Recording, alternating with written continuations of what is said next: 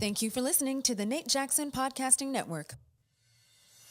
What up, beautiful people? It's your boy Nate Jackson, comedian extraordinaire, and this is the Nate Jackson Radio Show / the Super Funny Comedy Club podcast. Normally, those are two different things, but today they are merging, and today is also a full-on takeover by my sister, Erica James, and she is in charge. So, I yield. Woo! I got the baton. You all see that? It's my turn. Well, I wanted to accost your podcast, and I have been envisioning this for years, actually. Now, and is your camera supposed to be on video? I don't know what's happening. It's not supposed to be on video. It keeps taking pictures. I don't know what I hit. It just... Well, the good thing is I have us being filmed in 4K on a Sony A7. Awesome. I just wanted some still shots. So I have had the honor of knowing you your entire life. And there's not that many people on the planet that can say that. That's true. And so I've been watching you grind. I've been watching you move. I remember the call you gave me, should I leave Washington State and really give this comedy thing a serious go? Okay. And I said, absolutely, you should. I call you Nathaniel. I hope that's not bad for the radio show. I know the world knows you as Nate. It's too late. It's too I've already said Nathaniel. I've heard people say Nathaniel, but Nathaniel. And I said, you absolutely need to be there. And here's the crazy thing. I don't know if you remember this. You said to me that if I go to LA, I'm going to get bumped by comedians like Tommy Davidson. And you named specific brothers. And I said, and the Wayans brothers. And I said, Nathaniel, you need to be there to get bumped.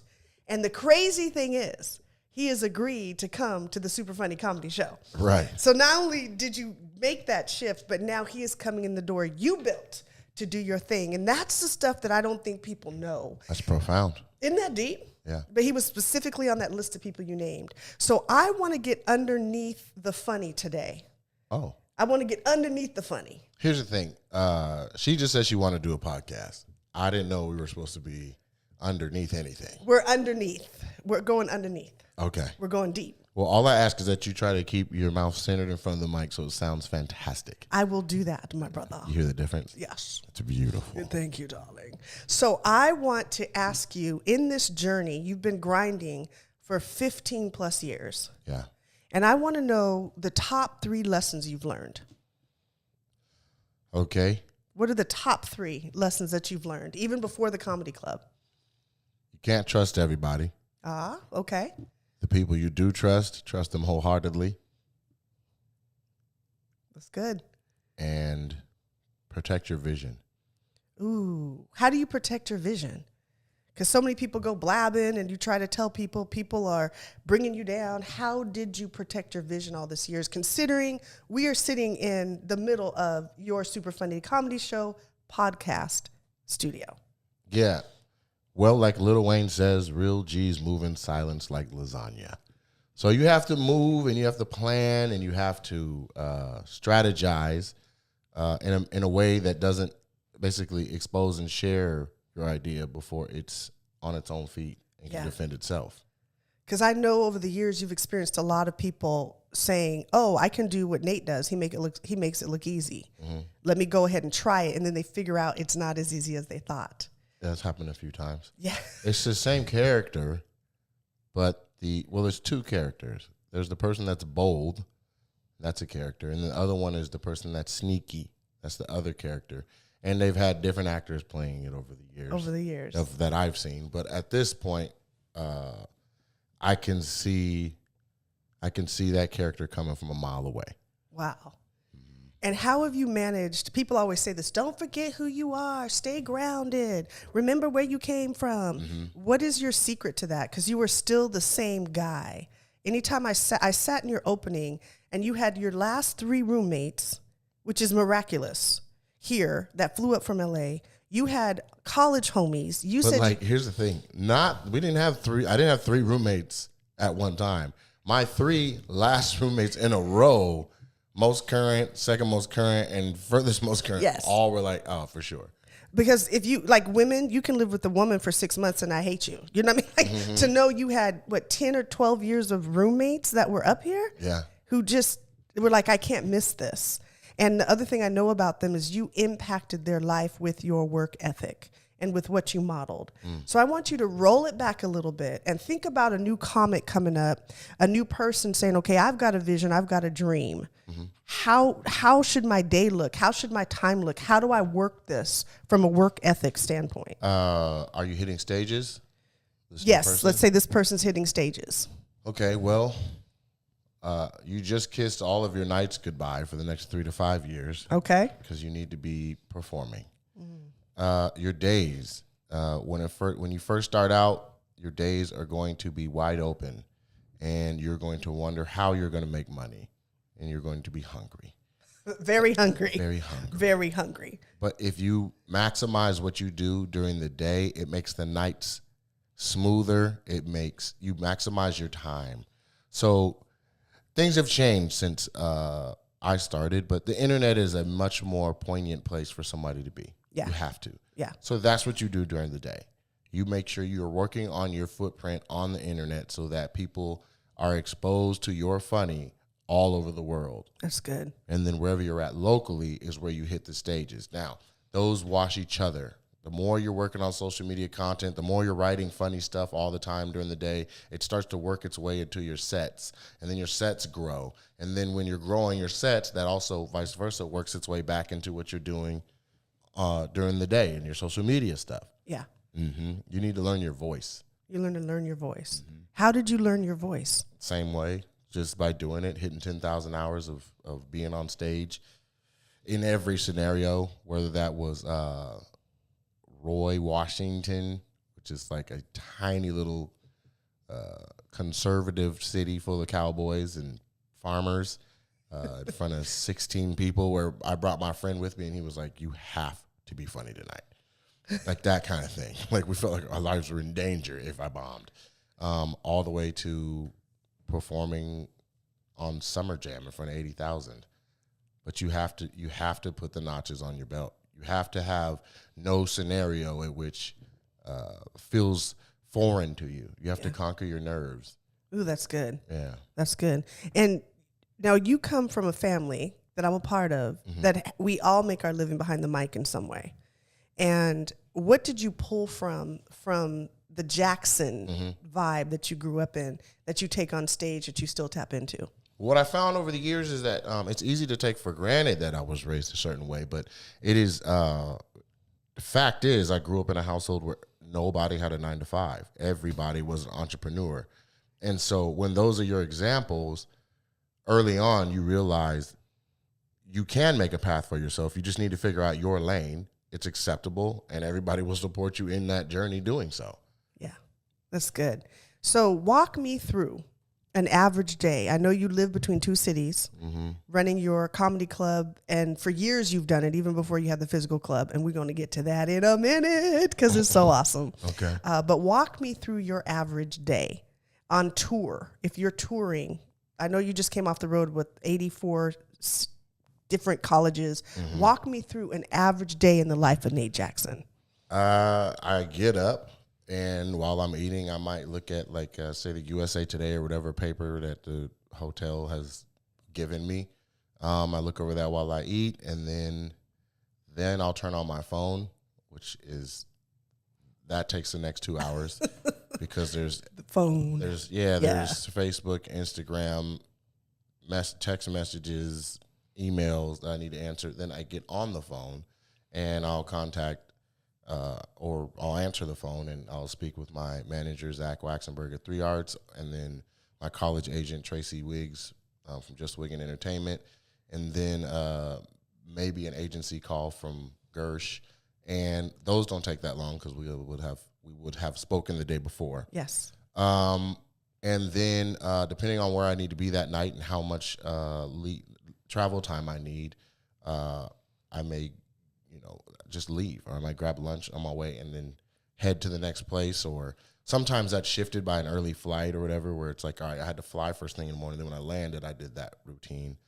Then I'll try to shoot some content because when you're on the road, you feel disconnected from everybody. And Good so grief. I try to, I'll try to shoot a split screen video or write a sketch idea or If I have a decent idea that I can't get to while I'm on the road, I'll call who I think can capture it best and just give it to them. Then I'll go over my set list. What is it, 5 o'clock by now? You've done all this before 5 o'clock. This is probably 3 p.m. Goodness gracious. And so then I'll review my set list and go over the jokes that I want to do. And then if there's anything that I'm working on stage, I'll go over in my mind what I said the night before. If I have a recording or I have video of it, I'll watch that. Then I'll tweak it, I'll tag it, I'll add to it, and then start getting dressed for the show. Then I'll head to the show because most college shows are at either 7 or 8, and you have to arrive by 6. And then I'll just be sitting there with them, touching bases with my agent for colleges again, where he's like, you there? Where you at? What's going on? And here's how much they're going to pay you. Here's the person who's going to pay you and all that. Then I'll perform. And then based on my contract, they will have had some type of meal for me. I started to ask for salads only because when you're on the road, it's after the shows, all these little cities, they close and you're like eating gas station food. Right. So I was getting fat. I noticed pretty quick. I was like, okay, look, I need chicken Caesar salad. I need something else. Let's renegotiate right. this. So I'll get my check from the school, or they'll tell me, oh, this is a net 30 or whatever. I find out after the fact, which you think I would know that headed in. Like, am I getting paid after this or not? And you just don't know sometimes. Wow. The school will say, we'll pay you on the spot. And then you're like, all right, who's paying me? They're like, oh, yeah, it's 30 days. We're like, with no clue what's going on in your own life and cash flow, and you may have really needed that money to get to the next city. It's extremely important to be consistent because it's like, well, whatever, I just got paid from something 30 days ago. Okay. So I'll get paid. I'll take my little salad. I'll head back to the room. Then that's kind of the first time of the day that I have to like slow down and be on the phone talking to friends or family or any significant other, and kind of do that a little bit, maybe just like chill. Main goal, get my shoes off, put my feet up, and relax. And then that's kind of the road because it starts all over again the next day. And that is just one day in the life. And you've been working that day for a year and a half on the road. Yeah. Not to mention that whole comedy club when you're working the club scene. Right. I mean, so there's a little bit of other like wiggle room stuff in there where like I was developing a script for essentially what is Harlem Nights 2 called Black Vegas. So I was working on that during that chunk from like 3 to 5, or me and BT Kingsley were developing a movie called Bait Shop. So we would work on that at that time, or it's just something. We're always just trying to develop something. So that's one day. So I don't know. I'm about to age myself because I know there's 13 years in between me and my bro, but we consider ourselves twins. Mm-hmm. Man, there was this show that came on in the 70s called The Bionic Man. Bionic Man? The Bionic Man. I don't heard of Wonder Woman. Well, there was the Bionic Man. Okay. And there was a Bionic Woman. Okay. And the Bionic Man and the Bionic Woman they were part robot, part human being, and so they could have these, these extra powers. And I'm sitting here listening to your day going, you're bionic. They're just, I mean, I thought I had some work ethic, and you run circles around me. The average person would not be able to make it a week with that schedule that you just talked about, and maintain your disposition, maintain your love for people, maintain your humility. I just want you to know how incredible what you've done is. And the fact that in the midst of that, you built a 8,500 square foot comedy club. Nathaniel, that's crazy. Do you ever just stop and go, goodness gracious, are you still in the building process? How do you feel about all of this? Do you ever get to stop to feel? There was a couple of moments during the grand opening weekend that felt very surreal. Honestly, any other emotion or anything I was showing felt a little bit forced based on the event or whatever's going on, like the ribbon cutting. I'm supposed to speak, so I spoke. But there was only one line in there that I really connected with, and it was where I was talking about vision. I said sometimes when you're the visionary, you can only see as far as what you think you're capable of doing. And then when other people join up to help you achieve your vision, you can see a little bit further than you could on your own. And so with the help of Team Nate and other people, family and close friends, I was able to see that this was possible. And so the grind from the road and the grind for this was different. For this, I had to find operations manager. For this, I had to find, we had to find contractors. For this, we had to find investors. Yes. And I think that was the hardest part, finding investors that I trusted, that trusted me, that knew and saw my vision and put faith in it in the form of big money, at the same time as needing that money. Yes. And having an operations manager who his goal is to get it done regardless of price. Right. And in a space this big, it's hard to see it on paper and estimate what a thing would cost when everything is consistently rolling, moving, change orders. Contractor needs to come back another day. Like, it's like, how do you know? It's just like you try to have enough money in the coffers to pay for the task, and when you don't, or you foresee that you won't, you gotta go get more. And so at 4 different junctions, this was almost a stalemate. Wow. One, our construction loan was slower to monetize than it was supposed to. We'd already been approved. Everything was good. And then they took another, I think, 48 days to put the money in the account. But we had already broke ground. And so we were spending investment money, my own money. We were just spending everything with the anticipation of it coming. Wow. Then it came, and it was an SBA construction loan. And I don't know if it's because we hadn't done this before or what, but the construction loan was specifically for construction. It couldn't be used for anything else. So all of the stuff we were paying, administrative things and paying for wages and fees and all the stuff that I was paying that I was anticipating being reimbursed, when it monetized, we couldn't touch it. Goodness So gracious. there was still a need for investment dollars that could go where they needed to go, that we could touch and spend however we needed to. So it's just been a process of going. And so upon completion and certificate of occupancy and passing all of the gamut of inspections and final inspections. Sorry about that. I'm banging up your table. I'm sorry. It's all good. But podcast table. Upon, when we passed all the inspections and my operations manager, oversaw, he did what he was paid to do and he did his job. We had some bumps along the way, like I said, financially, but we got things taken care of. And in the grand scheme of things, we paid for everything and got everything done. And, in that process, some faith in the business plan can be lost. Yes. Because if you don't understand my vision, or you haven't grinded like I've grinded, or you haven't seen the people show support like I have seen them do on a first case scenario, like my own eyes basis, then it's easy for your confidence in the project to be fleeting when you keep hitting money problems. Yeah. I think it takes a special person to just be like, we can do it no matter what. I was saying that, my team was saying that, but everybody wasn't in that same space.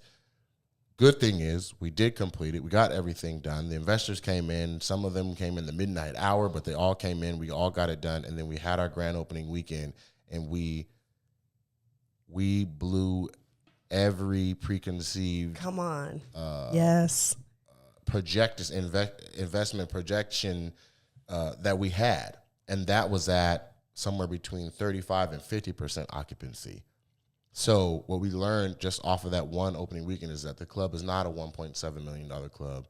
The club is really something like $3.5 to $4 million club, if allowed to open and operate at full capacity.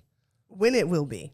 Because you guys we're will just come waiting back on the with a governor vengeance. to say yes, and it's all based on the numbers. And different people are experiencing the COVID-19 differently from each other, but the overall numbers are saying that it's time for things to slow down so that they can then speed up again. Yes, and you all will be ready.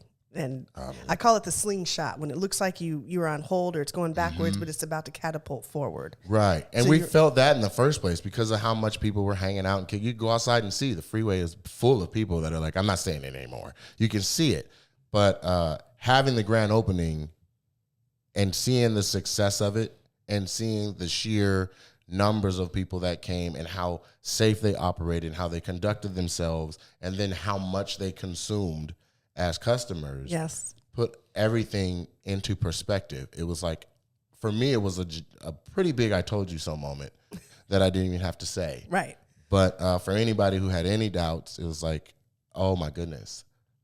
So every investor, whether they came in right on time or they came in the midnight hour, all of them were like, this is going to be a fantastic investment. Yeah, and to the point that now that we have to shut down again, it's like the calls were extremely smooth. Wow.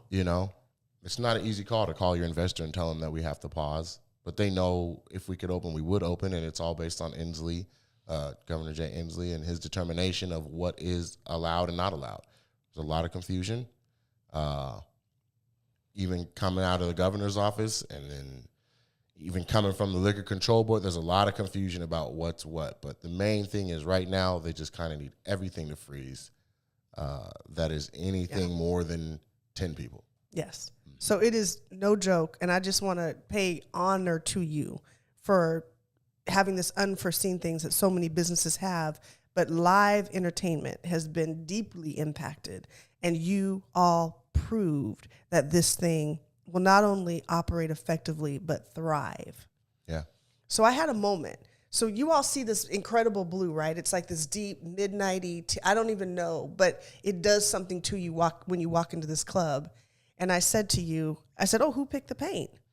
And you said it was number 3. What is it? What number? 00AF84. But when that comes up on the hex, I adjusted it a little bit, and that's the color I chose. So to me, that is demonstrative of how much of you is in this. This isn't somebody else's idea. Tell me all of the things from what did you choose?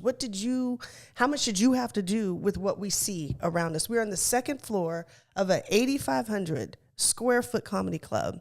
Unprecedented. Mm-hmm. The one we have in Raleigh, they have about 80 seats, and you literally sit like this. Wow. You can't move, and they sell every seat, and you can't even put your purse on a chair because it's so close. So that's what people think when they think comedy club. Right. Like, oh, we're going to seat 80 people and not 350. Right. So how much of this is you versus other people telling you what to do? Well, I did not design the bar. That was Joey. The checkered floors, most of the design decisions were, hey, Nate, what do you think about this, or what do you think about that? And I'd be like, the left one, or I like the right one.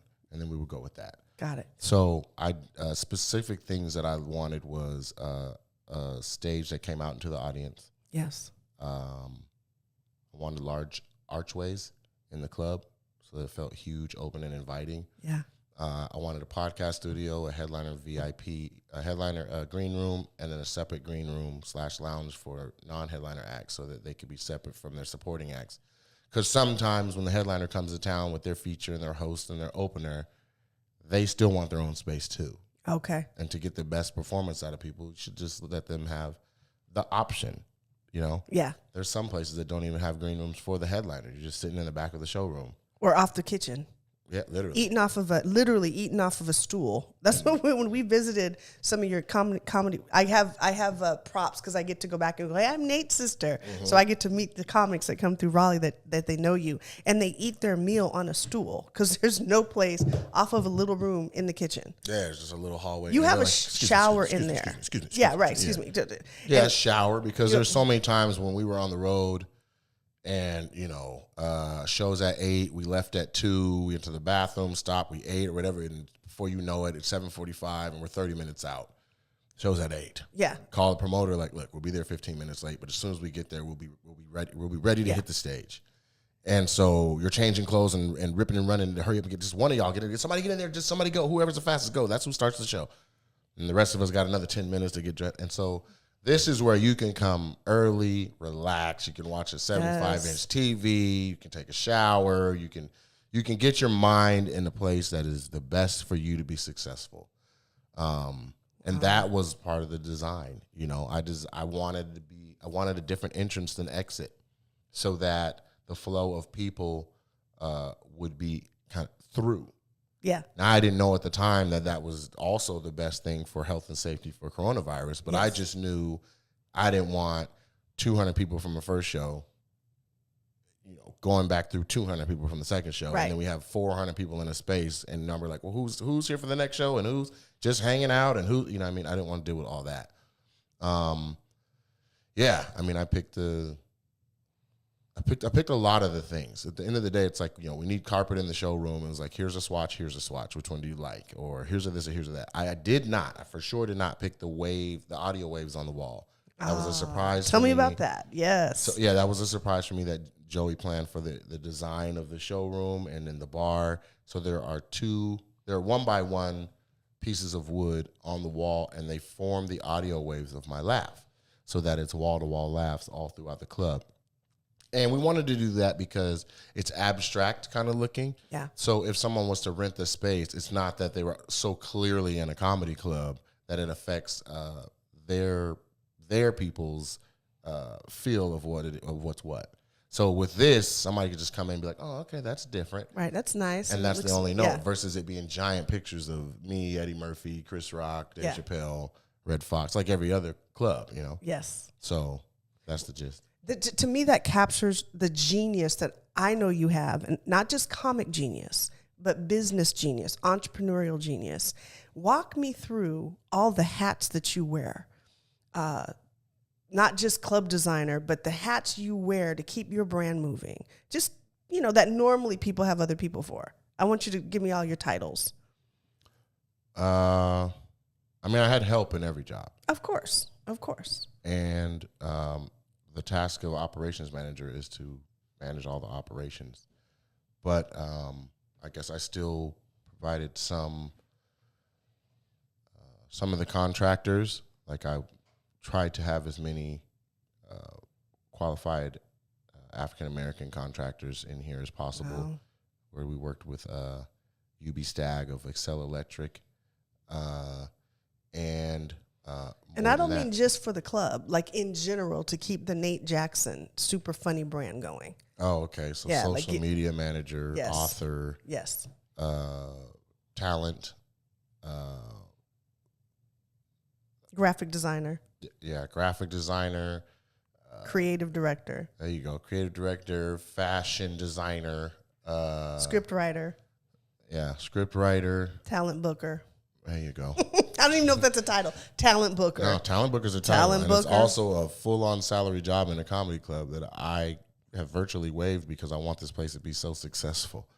So a ton of stuff. Like but it's always been because of necessity. Like I didn't have the money to pay for every flyer for all the shows I had. So I went to YouTube University and watched 100 different tutorials and taught myself different design elements until I was like, okay, I can do this.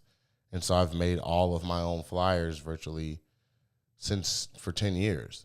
Every now and then I'll mix it up if I'm up and have somebody else design something just because they have a different eye creatively. Like, man, just mix me up something else different. Like I keep making the same kind of thing, or I don't even have time to do this one. Can you do it?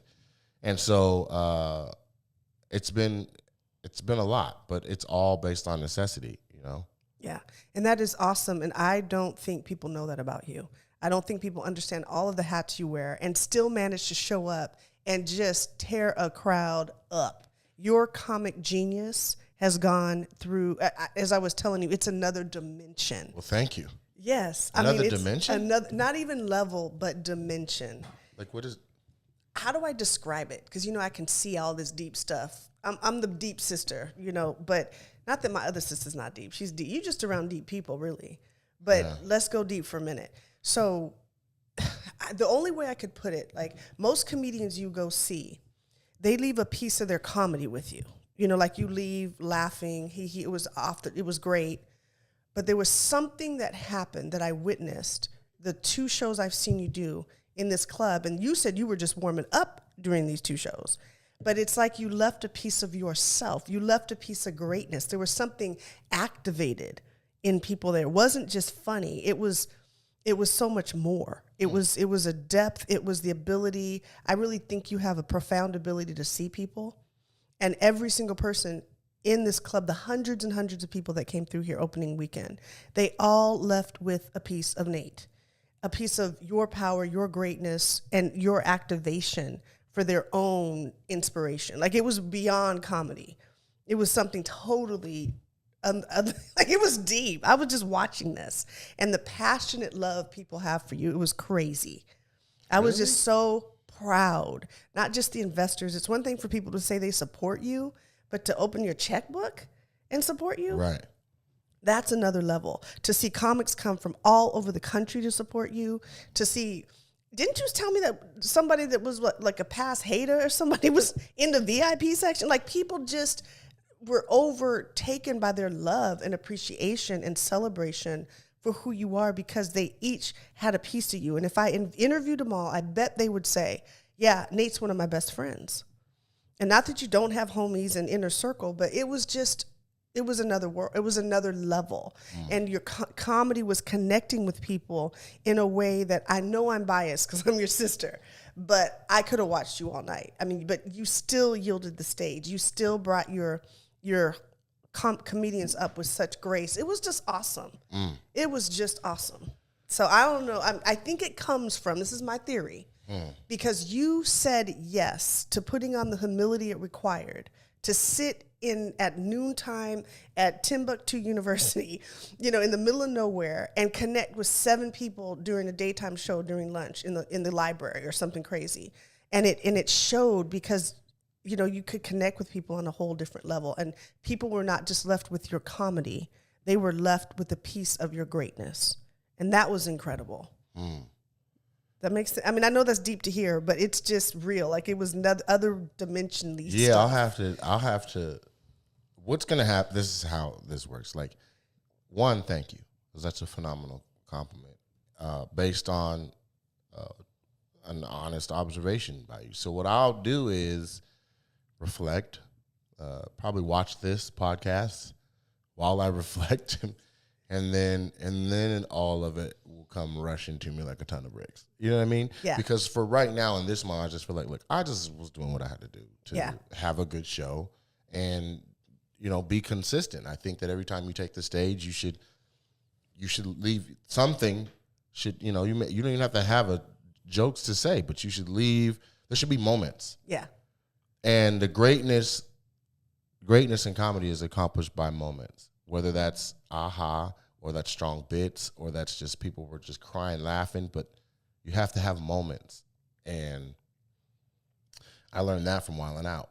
You know what I mean? It's an improv show. Yeah. The whole concept is we're going to put a bunch of talented people up there, and we're going to have 12 cameras shoot it, and we're going to play games, and we are going to capture all of the moments. It's good. And they string those together in an episode, and that's how you become the #1 show on a network. Got it. Okay. And so, to me, a great show is comprised of the moments. And so, I mean, we had a wedding proposal, a marriage proposal. Yes, we did. We had a standing ovation from one of the comics. We had, I had a hot couple of sets as the host. We had standout sets by the other comedians on the show.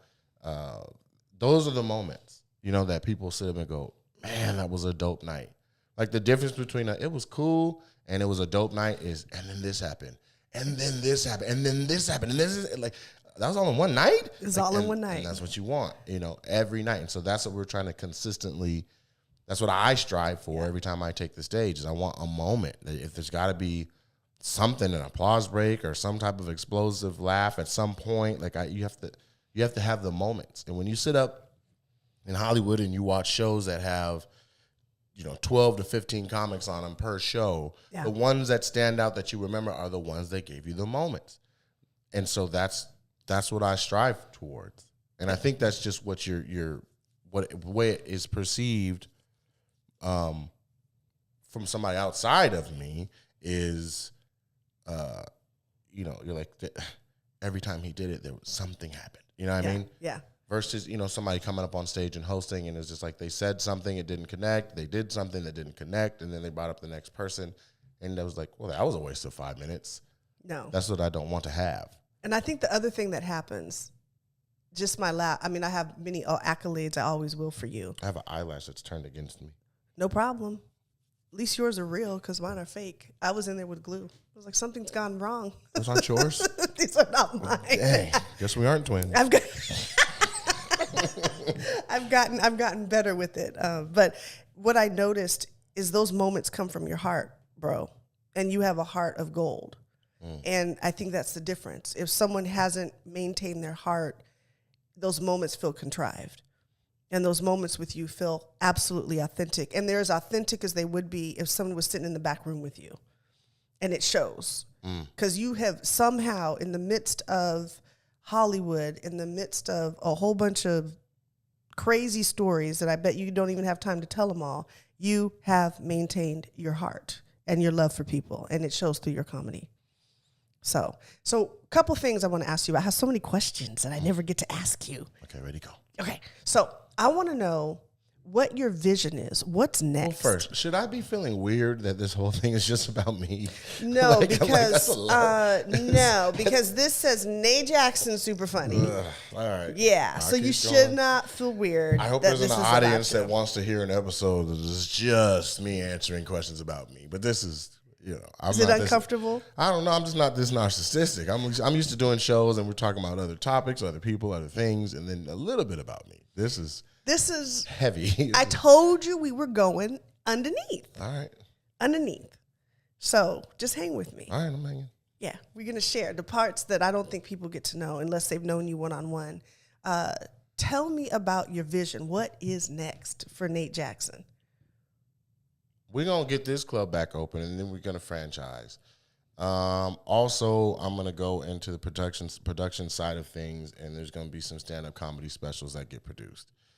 Very, very nice ones that are at or above the quality that Netflix accepts readily and openly, which means they would go find one on other networks.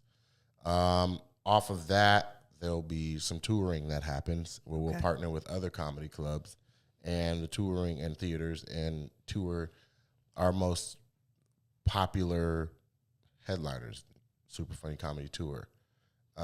All while this is still going on and that is still going on. And then I would like to, I still need my own TV show. Like that has to happen. We're still hardcore working to develop that. The problem is coronavirus has even, made Hollywood has had to pump the brakes. Everybody has. Yeah.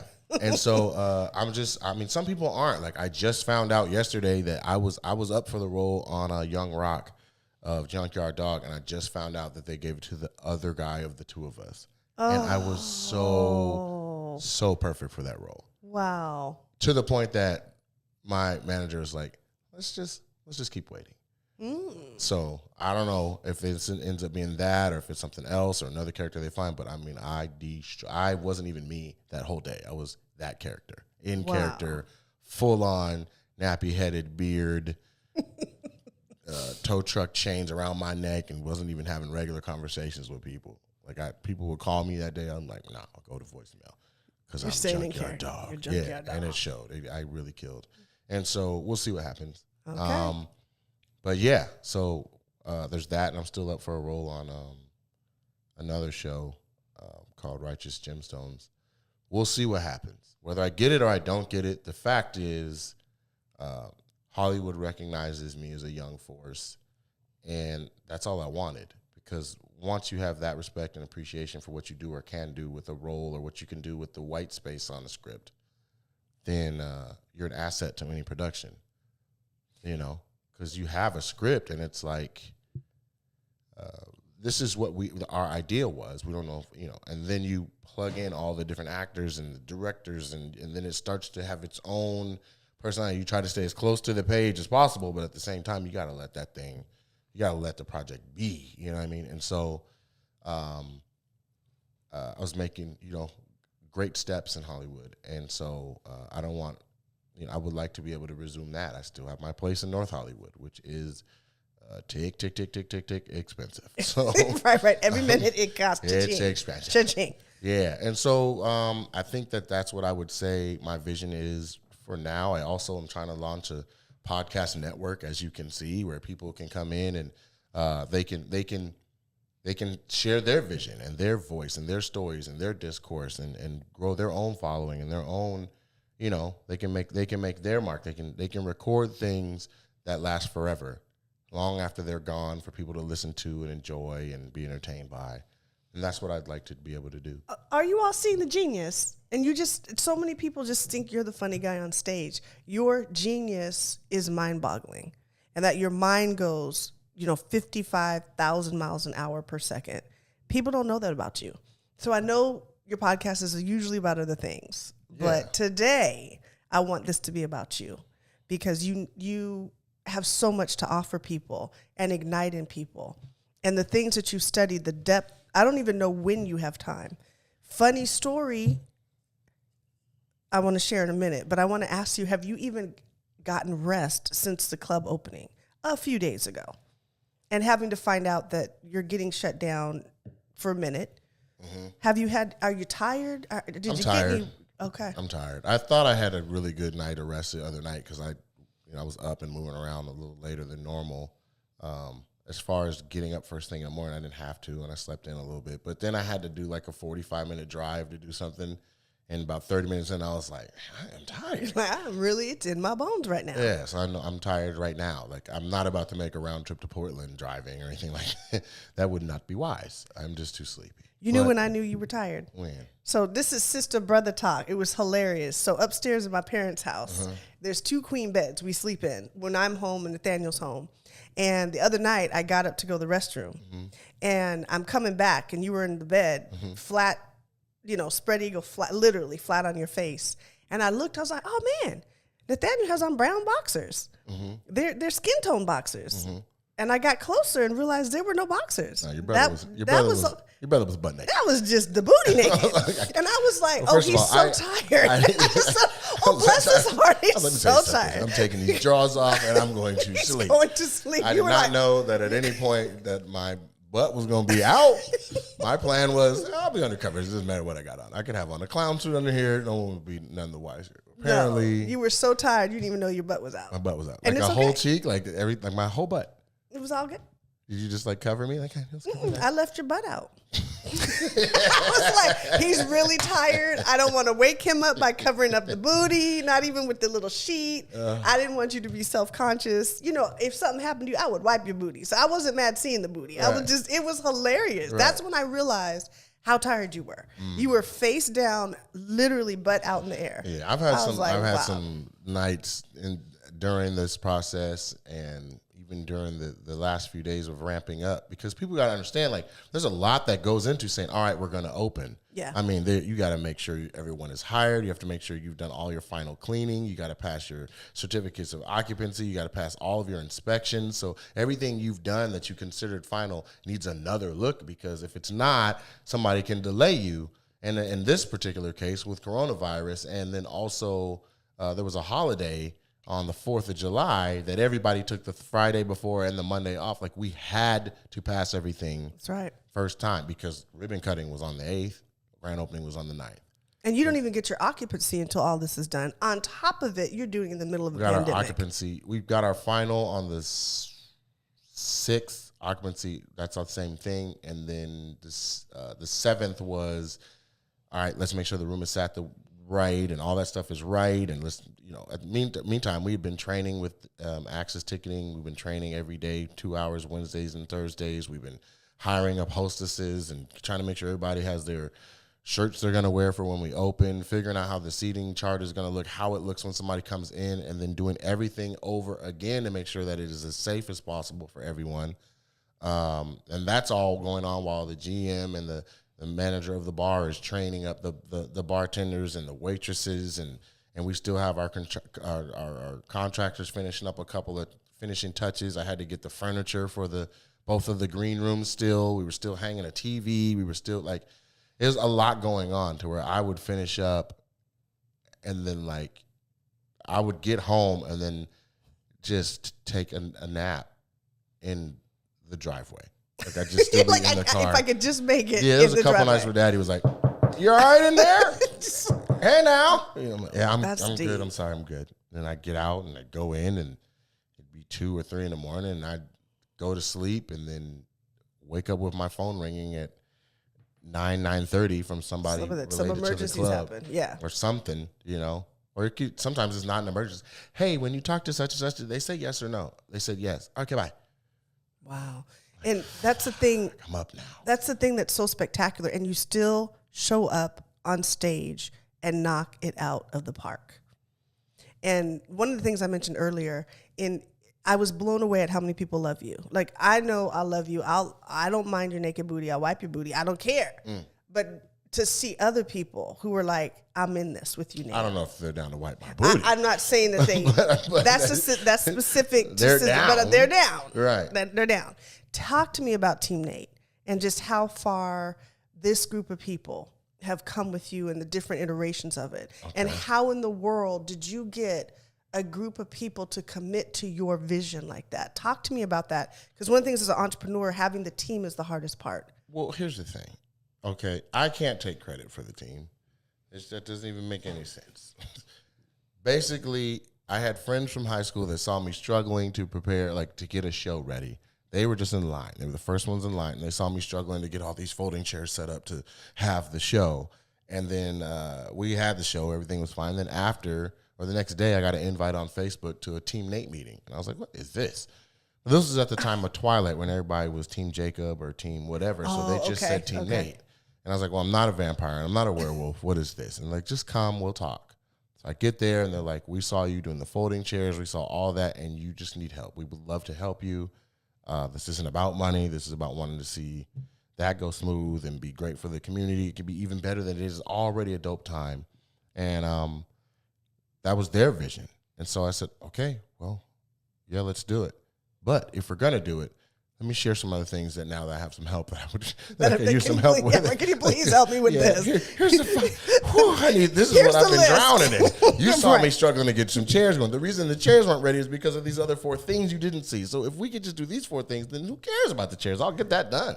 And so that's how it kicks off. And then they added, people were like, well, what are you guys doing? And people start hanging around, and other people start coming because of the energy that was going into it. And the people who approached me, that was Alyssa Minnow, that was Claudette Minnow. No, excuse me, that was Alyssa Minnow and Tina Cruz. And Claudette Minnow is Alyssa's cousin, and then later Aline Minnow is Alyssa's sister. And so the Minnows were the original, and Tina was another cousin. And so that was the Hold It Down crew. Then you start getting friends of them. That's how you get Kanani and Anitra. And then my other friends were coming, like Kenyatta. And there were points where it didn't, I didn't even matter in a sense, because now the bond was there. They were friends, they're family, they're kicking it. Every Friday night, it's like, what y'all doing?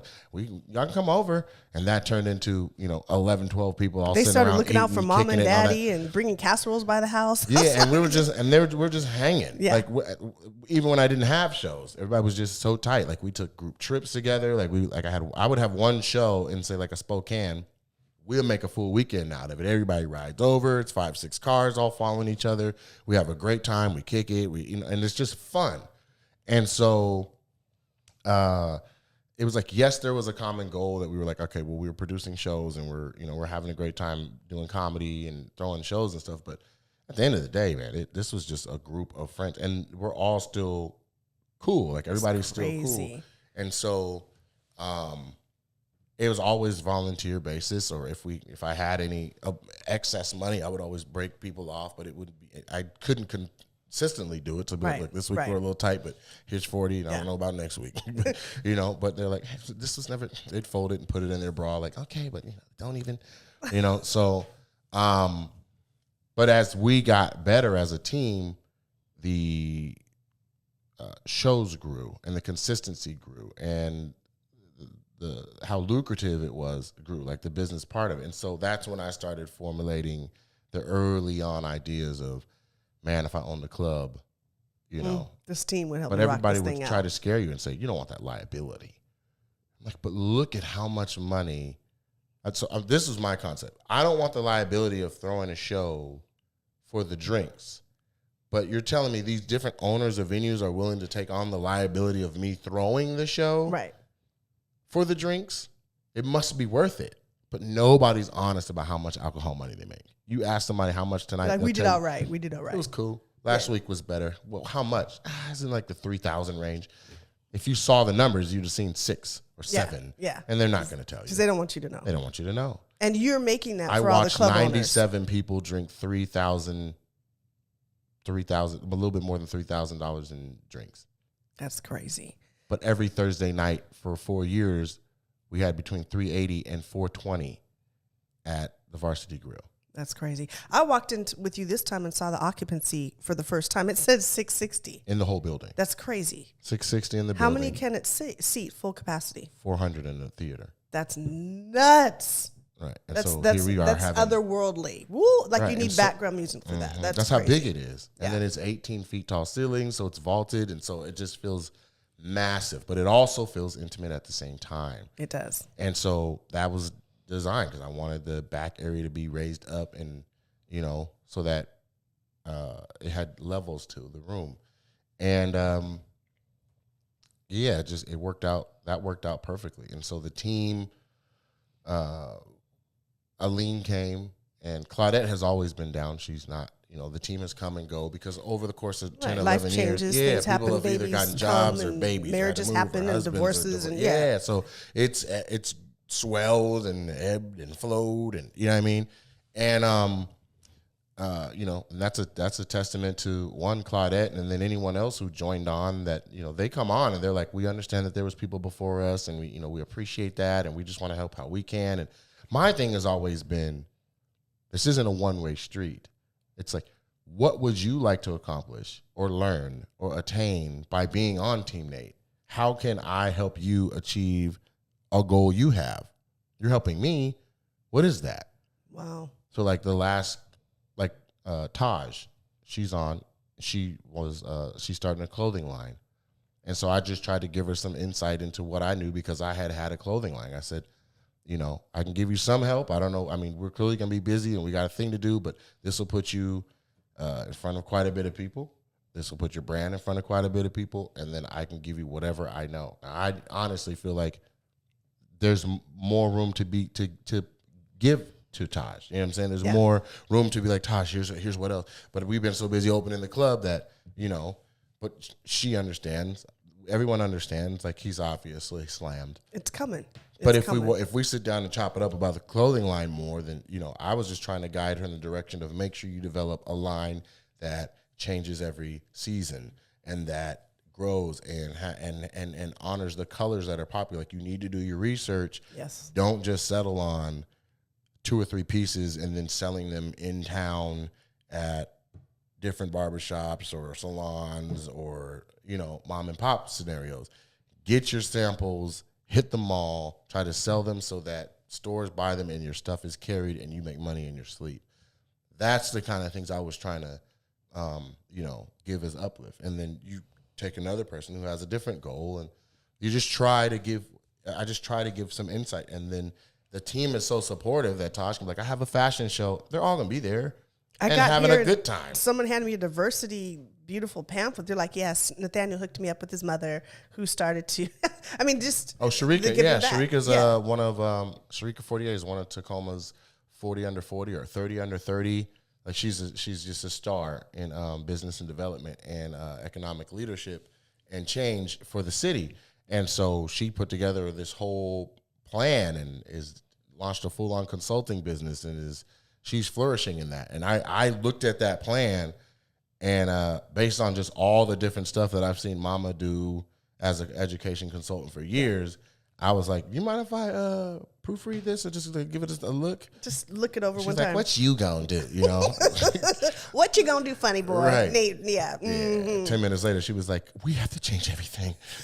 Because people don't understand your genius and your brilliance. No, but she's not that brilliant. she doesn't have any. But No, I'm just she's saying, sharp, man. To She's take it to the brilliant. next level. She gets it, but you know, it's always good to have someone who your best interest is in their interest reviewing something that you're trying to do. Gotcha. And so I just try to also do that because Sharika's done so much for the team, for me, for us. So it's like, let me see what I can do back. It's symbiotic. And I hope you all hear that. It's never been just about Nate. You've always poured into your team. Mm-hmm. It hasn't been about, let's uplift Nate, where that's why you could get investors, because you honored relationships. That's why people said, Nate, we don't even understand the fullness of it, but if you're behind it, we're behind you. Mm-hmm. And so that loving on people and treating people right on the way up has been huge.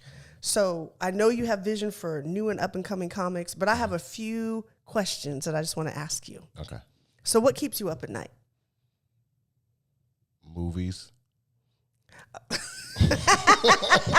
thought you were gonna be like, oh, the thoughts of movies. Nah, movies. I can't fall asleep during movies. Okay, So movies. if a good keep one you is up at on, night. I'm gonna finish it. And so in the world, if you're building or grinding on something, what keeps you up at night? I have to complete it, or I try to. I've fallen asleep with the computer many a night, and so have most real grinders. Okay. But that was the thing. That's why it was so powerful. And any of my roommates, they would see the work ethic at the end of the hallway, and either they had it or they got it. But everybody would end up being up doing the same, like finishing what they got to finish At 3 a.m, and right, yeah. And so I would say what keeps me up is the need for completing different tasks. Got it. And what do you find hilarious? What makes you laugh? Not other comics, but just in your life, what makes you laugh the hardest? My sense of humor, like the things that make me cackle, are when it's not predictable. Okay. Like I'll give you an example. I remember as a teenager, I saw the movie "Don't Be a Menace to Society While Drinking Your Juice in the Hood," which was the Wayans rendition of all of the Hood movies. And in the beginning of the movie, there's a kid riding a bike, and there's like leaves falling, and it's autumn, and he's like, man, you know what I'm saying? I got to get out of the hood, and my mom wants me to move to another place, and this is just the way that my life is right now because my dad is da-da. Somebody opens a car door, and he hits the car door in the middle of his opening monologue. I have never laughed so hard, and like in my early life, I was like, wait, what? I stopped, I rewound, I was crying. I was in the house alone, crying and rewinding, like, it was just completely unpredictable. Gotcha. Mm-hmm. And if you That's had my sense of humor. that's your sense of humor. If you had a magic wand from this point forward, what would your top wish be? If you had Will Smith in a genie bottle, what would you loose right now? It's one wish. One wish. I would get rid of coronavirus and try to heal the world some. Beautiful. That's the one wish. That's it. That's awesome. And so I am beyond proud of you. I wish you the absolute, not just wish, that sounds so hokey, but I know who you are. And it is a privilege to be sitting inside of your vision. And what people don't realize is the best is yet to come. So ladies and gentlemen, I introduce and reintroduce to some of y'all my real deal brother, Nate Jackson. This is the weirdest episode ever. Bye, y'all. Peace. Episode weird as hell.